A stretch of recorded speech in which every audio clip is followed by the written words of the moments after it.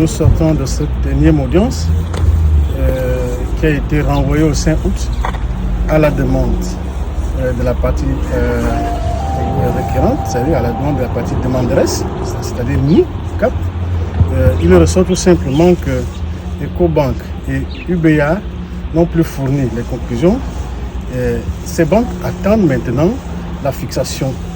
Et en revanche, Orabank est revenu aujourd'hui déposer ses conclusions que l'on ne pouvait pas immédiatement aussi répondre séance tenante. C'est pour ça que nos défenseurs, nos avocats ont préféré solliciter un renvoi pour le 5 août. Le 5 août, afin qu'ils lisent d'abord les conclusions d'Orabank, d'une part, mais qu'ils préparent encore à nouveau d'autres arguments par rapport aux preuves fournies. Nous avons fourni un document, c'est-à-dire le fichier, avec bien d'autres documents, mais qui s'avère un tout petit peu insuffisant, que nous allons compléter d'ici 2 jours, afin que le 5 août, nous soyons véritablement prêts pour affronter cette fixation. Voilà ce que je peux dire comme conclusion aujourd'hui. Oui, vous savez que N'Djamena, c'est une supra-cour.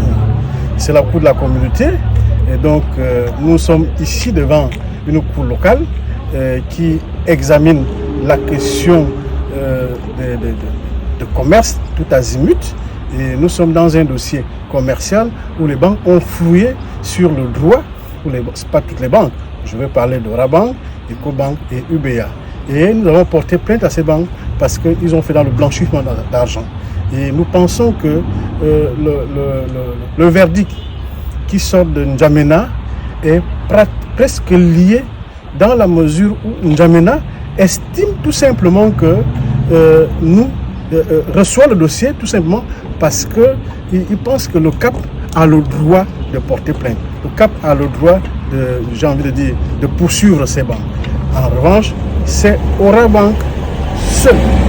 Orabank seul, et ça je le dis, c'est Orabank seul qui nie la qualité du CAP. Les autres reconnaissent la qualité du CAP, a esté en justice contre elle, mais Orabank continue à dire non seulement la cour le tribunal de commerce de Libreville n'est pas compétente, mais aussi le CAP ne pourrait pas porter plainte. Donc c'est un faux argumentaire et c'est pour ça que nous venions pour que le tribunal puisse décider pour la fixation prochainement, mais nous constatons malheureusement que c'est aujourd'hui qu'Orabank a déposé finalement ses conclusions, une façon de retarder les choses. Nous acceptons le recours, enfin j'ai envie de dire le report prononcé par le tribunal de commerce le 5 août, c'est entre guillemets demain. Donc ça ne gêne pas notre détermination, nous restons déterminés et c'est pour ça que j'en appelle à la mobilisation, à la grande mobilisation de l'ensemble des épargnants gabonais qui sont à Libreville ou à l'intérieur du pays, que le 5 août c'est entre guillemets demain. Nous n'allons pas nous décourager parce qu'Orabank est en train de jouer les prolongations.